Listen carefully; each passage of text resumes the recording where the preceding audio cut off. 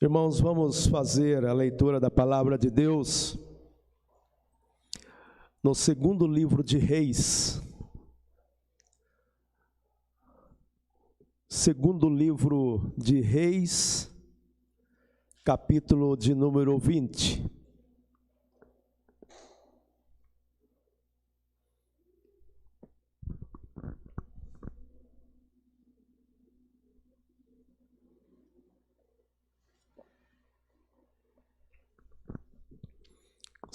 Segundo Reis, número 20, do 1 ao 5. Naqueles dias, Ezequias adoeceu de uma enfermidade mortal. Veio ter com ele o profeta Isaías, filho de Amós, e lhe disse: assim diz o Senhor, põe em ordem a tua casa, porque morrerás e não viverás. Então virou Ezequias o rosto para a parede e orou ao Senhor, dizendo: lembra-te, Senhor, peço-te de que andei diante de ti com fidelidade, com inteireza de coração, e fiz o que era reto aos teus olhos. E chorou muitíssimo. Antes que Isaías tivesse saído da parte central da cidade, veio a ele a palavra do Senhor, dizendo: volta e dize a Ezequias, príncipe do meu povo, assim diz o Senhor, o Deus de Davi teu pai, ouvi a tua oração e vi as tuas lágrimas. Eis que eu te curarei, ao terceiro dia subirás à casa do Senhor. Amém? Louvado seja Deus por esse texto que Deus colocou no nosso coração. Ezequias foi um dos reis, se não o mais importante do povo de Israel. O reino do norte tinha desaparecido e Ezequias fez grandes coisas, grandes obras. Além de um ótimo rei, foi um político que se preocupou com o povo. Uma das suas obras foi restaurar o templo, tirar todo a idolatria, tirou todos os ídolos, chamou os sacerdotes e levitas para organizarem o culto ao Deus único, fez armazéns gigantescos para guardar comida e alimento para todo o povo, fez também açudes, e nesses açudes ele canalizou água para grandes cidades, entre elas a cidade de Jerusalém, a cidade eterna, a cidade formosa, uma grande obra. Se você for analisar há 600 anos antes de Cristo. Estava no auge da sua força, no auge da sua carreira. E de repente uma doença o acomete. Uma doença pega ele. E coube a Isaías, contemporâneo, amigo pessoal do rei, a dar-lhe a notícia da sua morte, a sentença de morte. Já preguei sobre esse texto, mas eu achava que Ezequias, na época, não faz muito tempo, mas na época não me dei a esse dado. Eu achava que Ezequias deveria ter ali seus 80, 90 anos, talvez 100, na época quase que era normal. Eu falei, Deus deu mais 15 anos, que beleza, né? Ótimo. Mas não, Ezequias deveria ter entre 37 e 38 anos, irmãos. Eu estou ali nos 50 e se Deus me desse, você vai ter mais 15 anos. Eu ia falar, mas Senhor, só 15? Ele morreu com 52 anos. Mas no que eu quero chegar é que a morte é a coisa mais certa que nós temos nesta vida. Nós podemos chutar qualquer coisa, mas a morte ela é mais certa do que essa luz que está brilhando. E ela chega para todos, chega para os súditos, chega para o rei. E é engraçado que Deus, Ele pede para Isaías ir dar o recado dele para Ezequias. Eu acredito que o coração de Isaías também foi dolorido, foi angustiado, mas ele tinha que chegar na presença do rei e dar essa notícia, e ele chegou e falou, põe em ordem a tua casa, porque você morrerás. E dá a impressão que eles não tiveram muito assunto não, apesar de serem amigos. Isaías logo saiu, e logo no versículo 1 diz assim, assim diz o Senhor. Não era Isaías que estava falando, não era Isaías, era a voz do Senhor, era Deus que tinha mandado ele ir até lá. Talvez para os seus súditos, talvez para os amigos, não tinha defeito em Ezequias. Talvez muitos queiram se espelhar na família de Ezequias. Olha o rei Ezequias, que maravilha, que família abençoada isso. Mas tinha algo em Ezequias que precisava ser consertado. E por isso Deus fala com Isaías, vai lá e avisa, põe em ordem a tua casa. E era algo pessoal, não era algo que o Isaías poderia resolver. Não era algo que o sacerdote poderia resolver. Era algo que ele tinha que resolver. Põe em ordem. A ordem era para Ezequias. Isso nos mostra, irmãos, que Deus, Ele é exigente com aquilo que Ele chama. Ele exige a perfeição. Sede santos porque eu sou santo.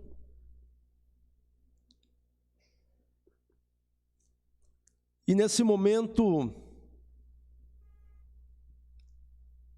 Ezequias vira para a parede e nos diz no versículo 2, então virou Ezequias o rosto para a parede.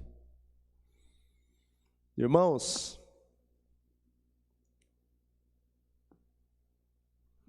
Deus, Ele não gosta de desordem na vida pessoal, Ele não gosta de desordem na nossa casa, e Ele não gosta de desordem na casa dEle, na igreja.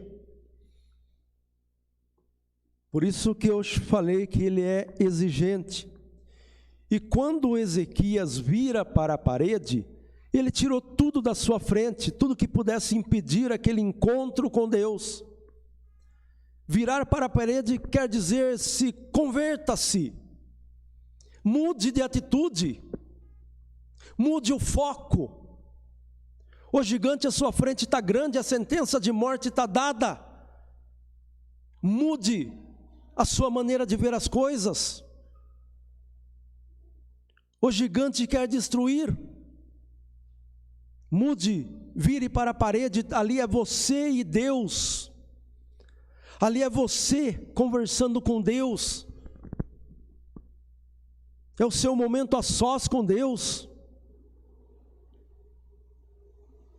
É o seu tratamento psicológico, espiritual, físico.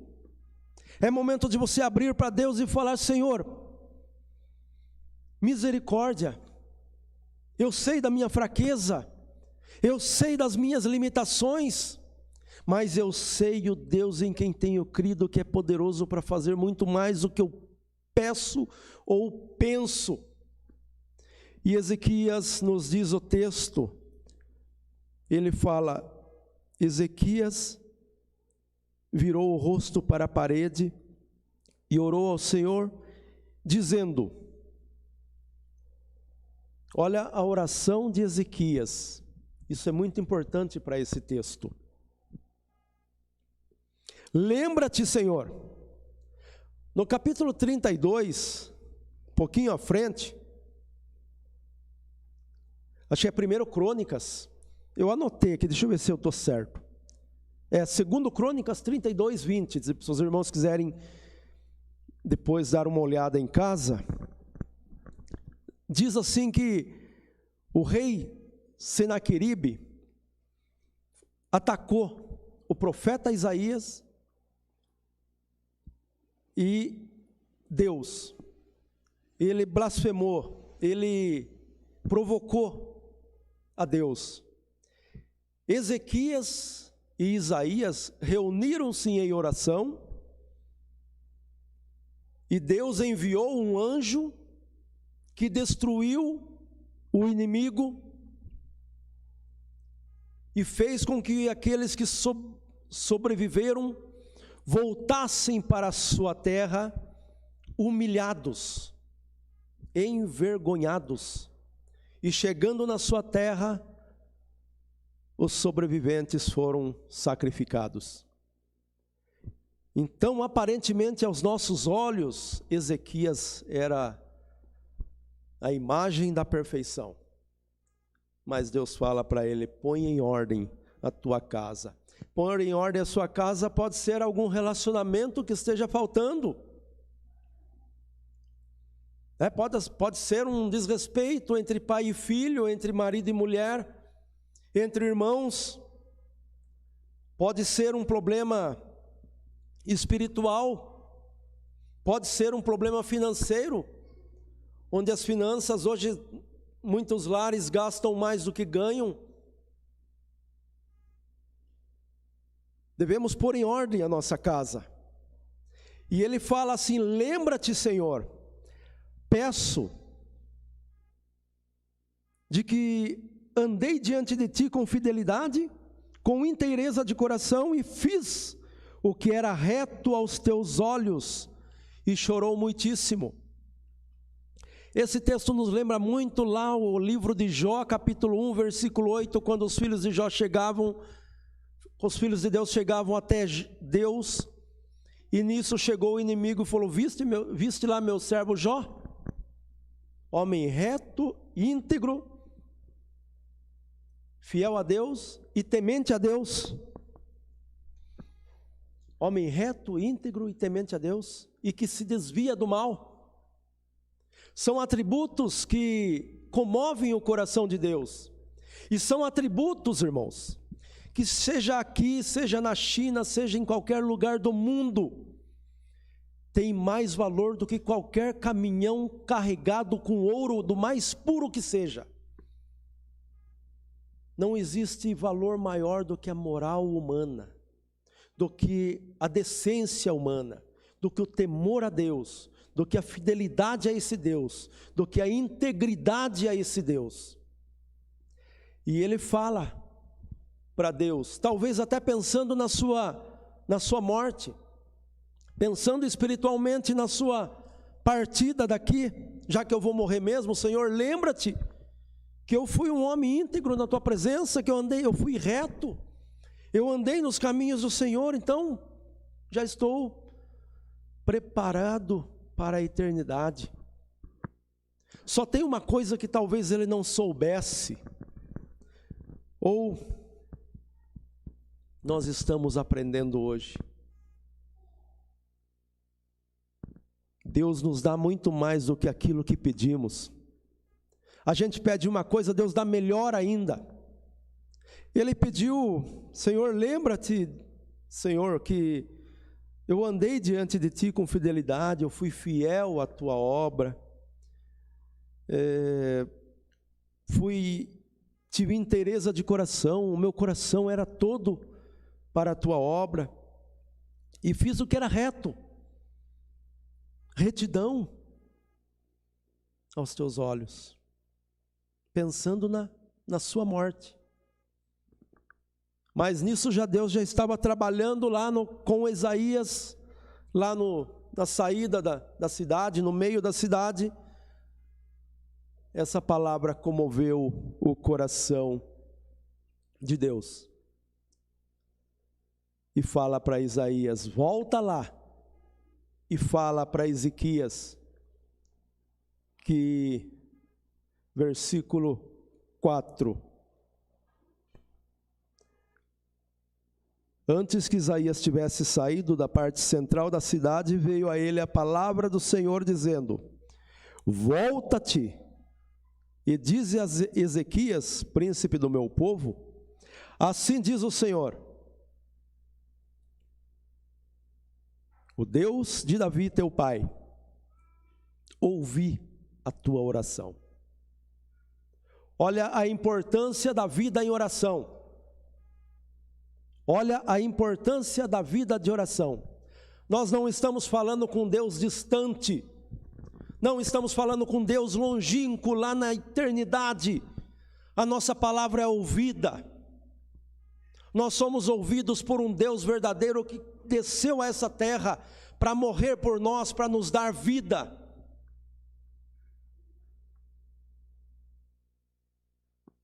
E vida em abundância. Ele falou para Ezequias: te darei mais 15 anos. E Ezequias não reclamou de 15 anos. Ele apenas obedeceu, mas ele teve 15 anos de vida abundante. Porque Deus prometeu no versículo 7, no versículos à frente aqui,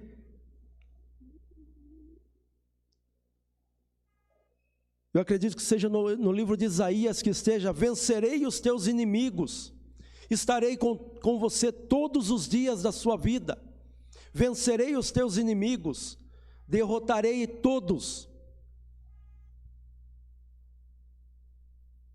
E a palavra de Deus nos diz que um dia na presença do Senhor vale mais do que 1000 em qualquer outro lugar. E isso deu uma paz no coração de Ezequias. Ouvi a tua oração. Nós temos aqui a nossa torre de oração toda terça-feira. E creia nisso, irmão. Creia nisso. Deus ouve a nossa oração.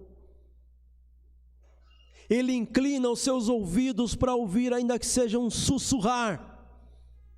Mas Ele conhece o nosso coração.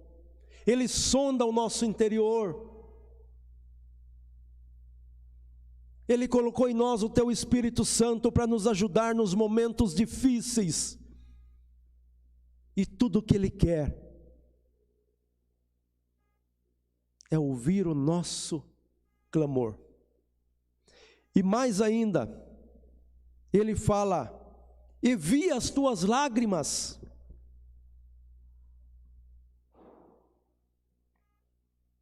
Salmo 34, versículo 18.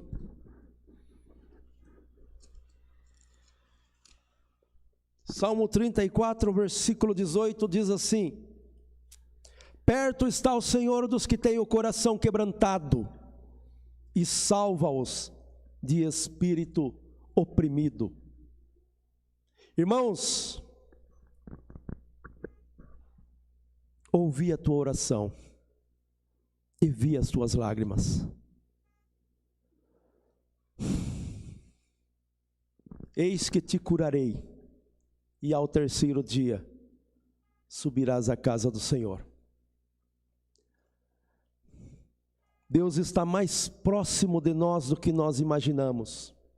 Nós que muitas vezes tentamos sair um pouquinho de perto dele. Nós que muitas vezes queremos sair um pouquinho de lado. Mas ele está sempre ao nosso lado. Eu ouvi a tua oração e vi as tuas lágrimas. E o melhor, eu estou tratando de você. Aquela mulher que perdeu a dracma dentro de casa, chamou a amiga, varreu, limpou, tirou tudo. E só se contentou quando achou que havia perdido. Quantas coisas temos perdido dentro de casa? Talvez o respeito, talvez o perdão, talvez o amor, talvez a consideração. Quantas coisas temos perdido que temos que dar uma faxina geral e tentar achar.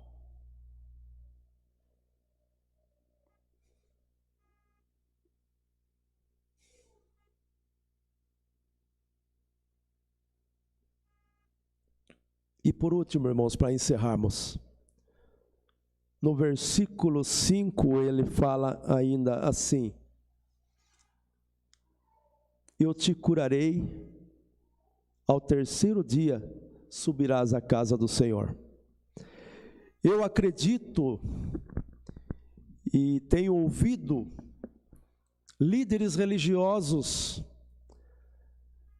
comentando e falando e escrevendo sobre algo que estamos vivendo um momento sombrio para a igreja. Porque 1 ano e 3 meses sem a igreja funcionar é tempo demais.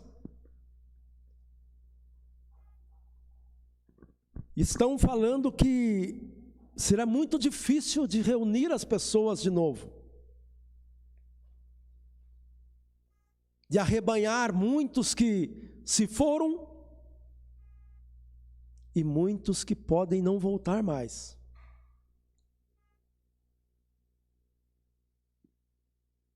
Tem muita gente hoje que fala: é melhor ficar em casa, eu assisto na internet a hora que der.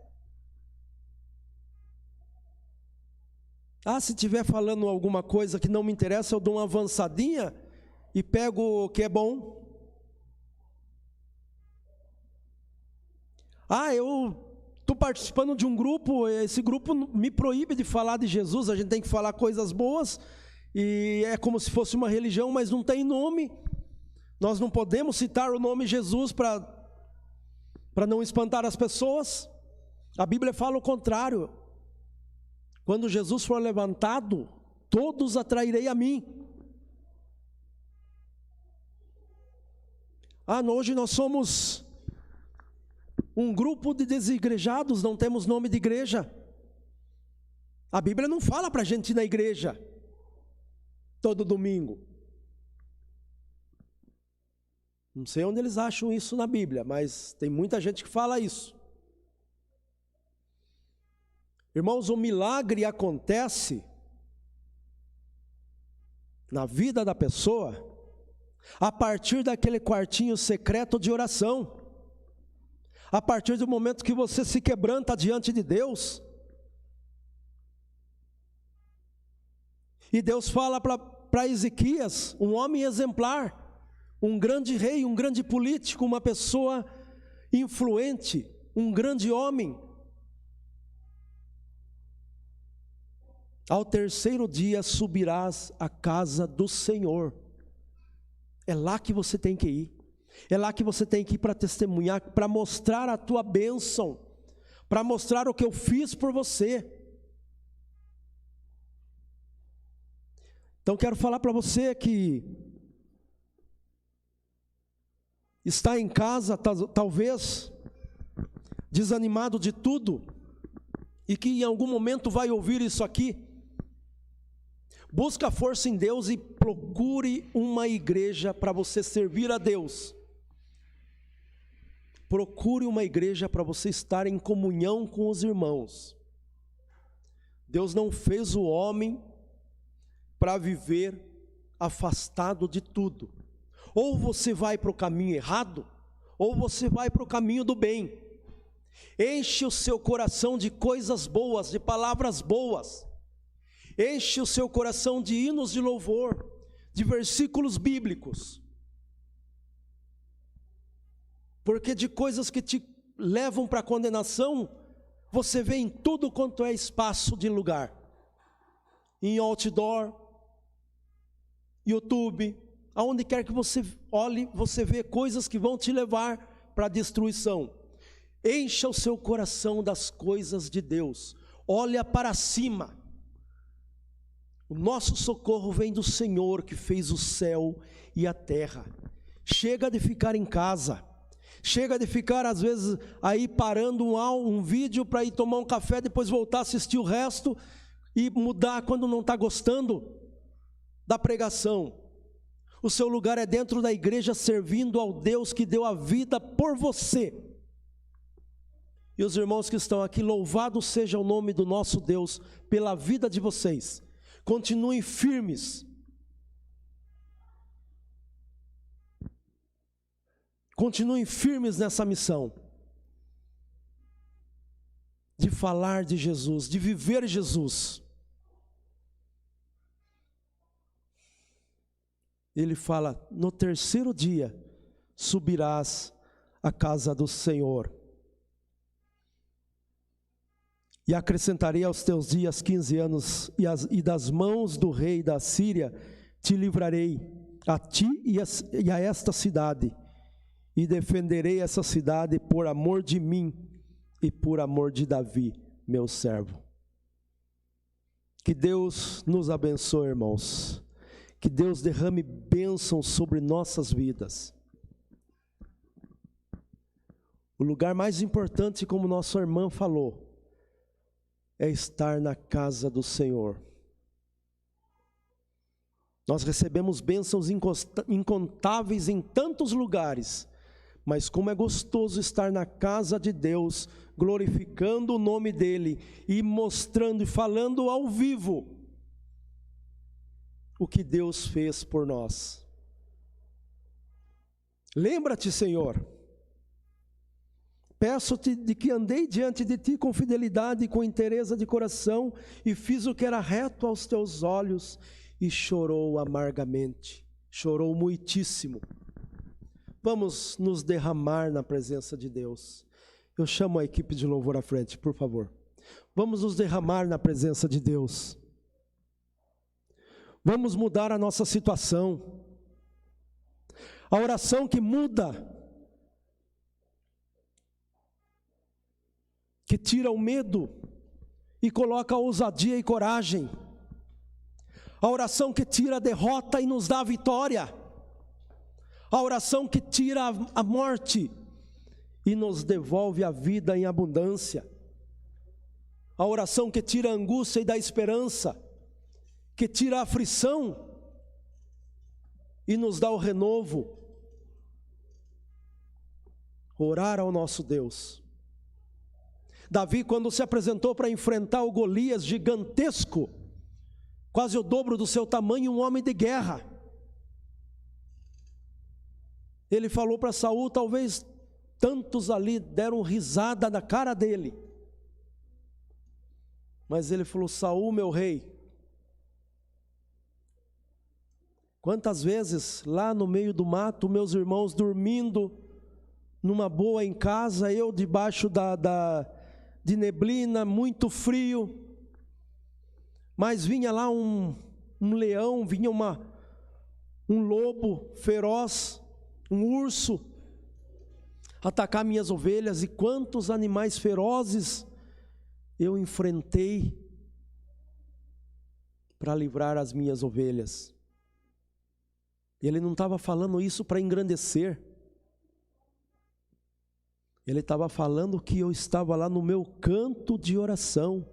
E quantas vezes nós somos vitoriosos porque nós temos o nosso quartinho secreto de oração, e estamos lá de joelhos diante de Deus, e Ele nos dando essa fortaleza, nos dando essa capacidade, essa coragem de entender a força que vem do Senhor Jesus.